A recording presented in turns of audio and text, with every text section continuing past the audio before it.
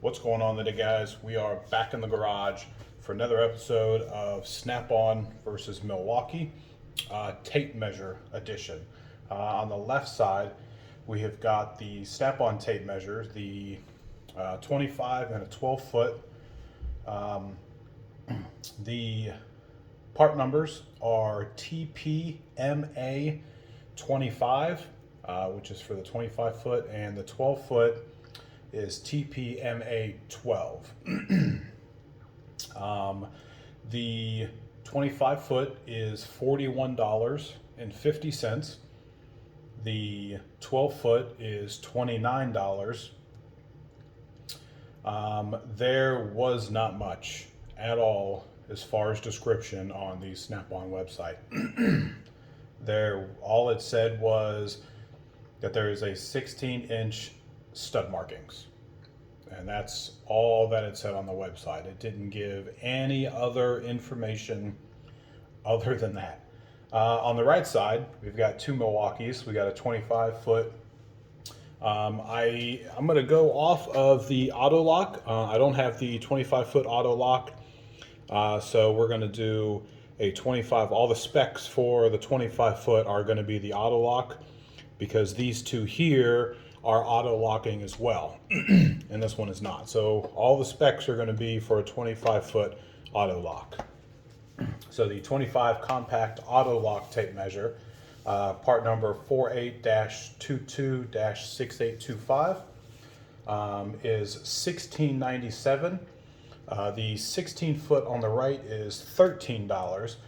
So the price difference is about $25 between the Snap-on and a 25 foot auto lock. The difference between the 16 foot auto lock and the 12 foot looks to be about $16. So you can actually get two of these for the price of these. The Milwaukee comes with a limited lifetime warranty, and it has a steel belt clip, just like most of them. They're all pressed steel belt clips.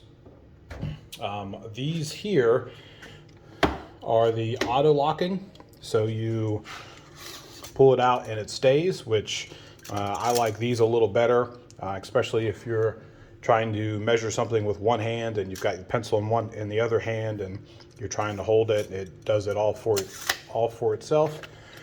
So we'll go ahead and do these. I will say the 25 foot version of the Milwaukee says that it can do up to a 12 foot reach. I did the 16 foot, which also says it'll do a 12 foot reach, and it got to about 8 feet before it broke. Now that's with me just holding the measuring tape like this and holding it like this, not holding it and pushing it out and holding it with the two hands like this. It's about 8 foot, just me holding with the position like this. Unfortunately, so I've had this one for the better part of a couple of years. I don't use it often at home, but I have used it quite a bit. This one, as you can see, it looks brand new because it is. I've probably used it a few times, maybe 2 or 3 times at work. And if I'm doing anything at work, then I'm cutting out some steel or something like that. Unfortunately, in the less than 5 times that I've used it, the auto lock on it does not work anymore. So for the bottom, it has the release that's supposed to work. So we'll do a demonstration with this. It's supposed to work. You just push it in and it comes in. Same thing with the top button. And these two are identical. Unfortunately, this one's already failed, so I'll have to get this one warrantied back and get a new one. Same thing with the Milwaukee. Other than the Milwaukee doesn't have one on the bottom, a release. It only has the release on the top, and it works just fine. This one, it doesn't have a release. It has the, I guess, the standard style lock here, and it has the magnetic clip on it. So we're not going to go through this one much because it's not an auto lock, so I don't want to compare the two because they are different. In my opinion, just with the 12-foot failing, with the actual auto lock on it, pretty disappointed with that, considering you pay $30 for this and then $13 for this.